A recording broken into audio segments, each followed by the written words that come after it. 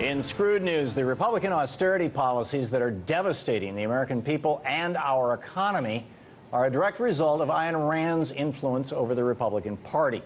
But when Ayn Rand died in 1982, by the way, she was on Medicare and Social Security, and she was just something she decried. She was just the leader of a fringe cult, and her beliefs had largely been cast aside by mainstream conservatives in Washington, D.C.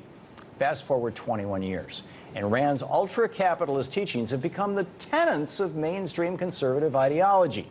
Paul Ryan, one of Washington's biggest Rand worshippers and the man responsible for Republican austerity budgets, once said that he got involved in public service and politics almost entirely because of Rand. And Ayn Rand, more than anyone else, did a fantastic job of explaining the morality of capitalism, the morality of individualism. And so if Ayn Rand were here today, I think she would do a great job in showing us just how wrong what government is doing is, because it's that kind of thinking, that kind of writing that is sorely needed right now. So how did we get from conservatives dismissing Ayn Rand as a radical kook in the 1980s to her being totally embraced by conservatives on Capitol Hill today? Joining me now for more on this is Michael Lind, co-founder of the New America Foundation and the author of a brilliant piece that I'm guessing it's all over the web. I saw it on Alternet about this very topic. You know, how did conservatives used to mock Ayn Rand? When did she become a hero to the right wing? What is it about conservatives of the 1980s that made them ridicule her and conservatives today that make them fall all over for her?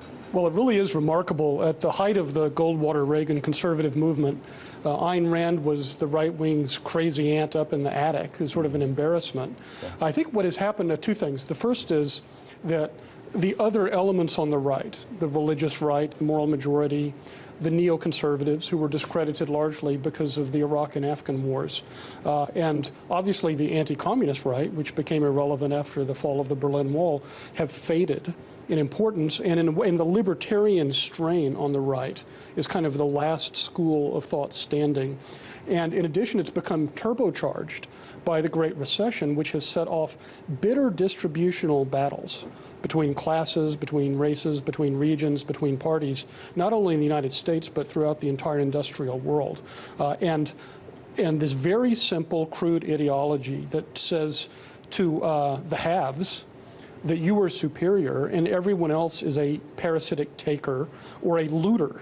That was Ayn Rand's term, that the majority of people are parasites, but you belong to this elect of productive, virtuous capitalists. Right. This has a great deal of appeal to the haves in justifying their position vis-a-vis the have-nots. Yeah, you talked about the various strains of conservatism that are sort of dying. They've been tried and found wanting. Nowhere in the world, to the best of my knowledge, nowhere in human history has libertarianism or objectivism ever actually been demonstrated to work.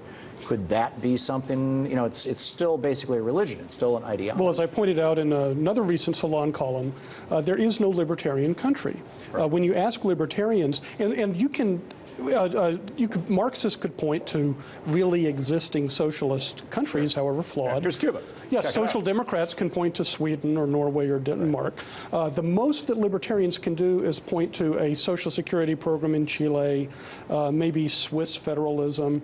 But you're quite right, it's purely imaginary. Right. It cannot work. And the conservatives of the Reagan era, whatever their other flaws, they did not have a completely economistic view of human nature. There was the religious aspect and the patriotic aspect. So it wasn't pure market fundamentalism. But that, at the moment, is the resurgent this is right. A religion. Could it be that this has become so big and so powerful because Charles Koch founded the Charles Koch Foundation, which is today now called the Cato Institute. It basically is promulgating Ayn Rand's teachings, the libertarian teachings.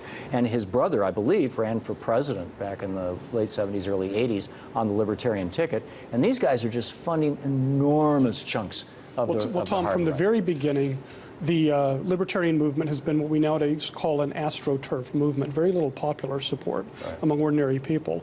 In the 1940s and 50s, Leonard Read, a former member of the Chamber of Commerce, was one of the leading libertarian evangelists. There was the Foundation for Economic Education, funded by millionaires of that time who were the political progenitors and precursors of the Koch brothers today.